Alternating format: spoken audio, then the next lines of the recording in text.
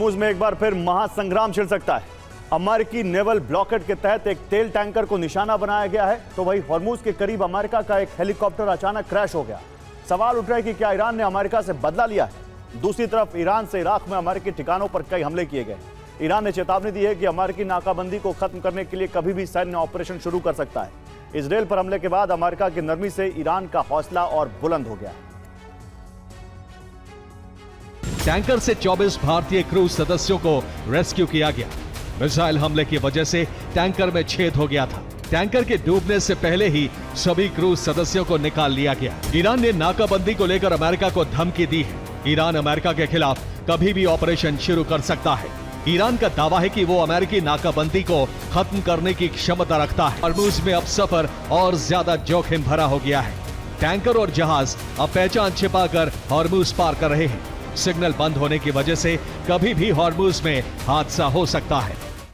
तो हॉर्मुज में सफर अब बेहद खतरनाक हो चुका है, क्योंकि यहां ईरान से बचने के लिए टैंक डार्क मोड में चल रहे हैं। इसका मतलब यह है कि तेल टैंकर बेहद सीक्रेट तरीके से हॉर्मुज पार कर रहे हैं। ईरान के रडार और सैटेलाइट से खुद को बचाने के लिए टैंकर्स अपना ऑटोमेटिक ट्रैकिंग सिस्टम बंद कर देते हैं।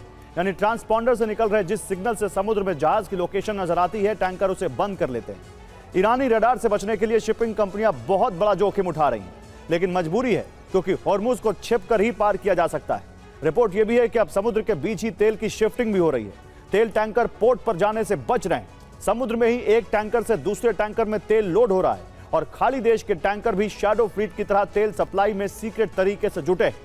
तेल टैंकर और कार्गो शिप के डार्क मोड से दुर्घटना का जोखिम बना रहता है, क्योंकि हॉर्मुज बेहद सकरा समुद्री रूट है और यहां एक दूसरे से दूरी बनाकर चलना बेहद जरूरी है। अब ऐसे रूट पर रडार से अदृश्य होना खतरनाक है, क्योंकि दूसरे जहाज आसपास मौजूद किसी टैंकर या शिप को देख नहीं पाते, ना उन्हें कोई अलर्ट मिलता है। एक टैंकर से दूसरे टैंकर के सेंसर को सिग्नल नहीं मिलता, सैटेलाइट से भी टैंकर नहीं दिखता, इसलिए हादसे का खतरा हर वक्त बना रहता है। ईरान की सेना तक भी इसकी खबर पहुंच चुकी है। हॉर्मुज में अब सर्वेलांस ड्रोन से नजर रखी जा रही है। हॉर्मुज में बाबल मंदेर तक नया सुरक्षा बेल्ट बनाएगा। एयर डिफेंस से कई मिसाइलें गिराई गई। इराक में अमेरिकी बेस को भी निशाना बनाने की कोशिश हुई। इराक में कई इमारतों को नुकसान पहुंचा है। और अमेरिका को चुनौती देते हुए ईरान ने पहले इजरायल पर हमलों की शुरुआत की, और उसके बाद बीती रात इराक पर कई हमले किए गए। इराक के इरबिल में ईरानी ड्रोन हमले से तबाही हुई। हालांकि यह साफ नहीं है कि हमला ईरान की सेना ने किया या ईरानी प्रॉक्सी संगठनों ने। इराक में कुर्द सेना के ठिकाने टारगेट पर थे। अमेरिकी बेस पर भी हमले किए गए, लेकिन अमेरिका की तरफ से कोई जवाबी प्रहार नहीं किया गया। अमेरिकी सेना ने सिर्फ पेट्रियट एयर डिफेंस का इस्तेमाल अपने बचाव के लिए किया।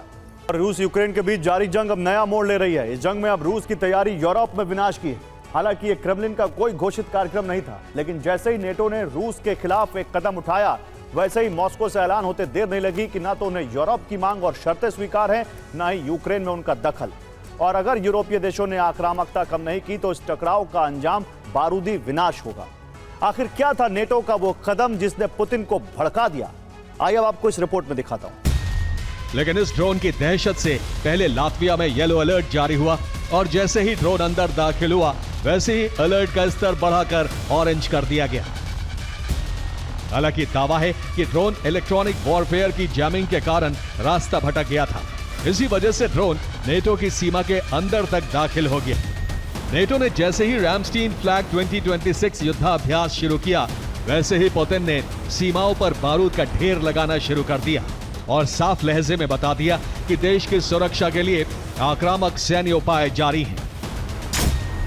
इसलिए कैलिनिनग्राद में न्यूक्लियर क्षमता वाली इस्कंदर मिसाइलें तैनात कर दी। बेलारूस में यूरोप को मिनटों में भस्म करने वाली ऑरेशनिक मिसाइलों की तैनाती कर दी। और अहम बात यह है कि सभी रूसी मिसाइलों का रुख यूरोपीय राजधानियों की तरफ है। शर्त यह है कि रूस तत्काल प्रभाव से सभी सैन्य कार्रवाई रोक दे। सेनाएं बातचीत शुरू करने की तारीख की स्थिति पर यथावत रहे।